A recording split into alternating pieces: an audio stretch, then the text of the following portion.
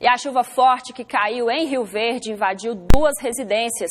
O acidente aconteceu por conta de um bueiro entupido que possibilitou o acúmulo de água e invadiu os imóveis. Os moradores perfuraram os muros para escoar a água.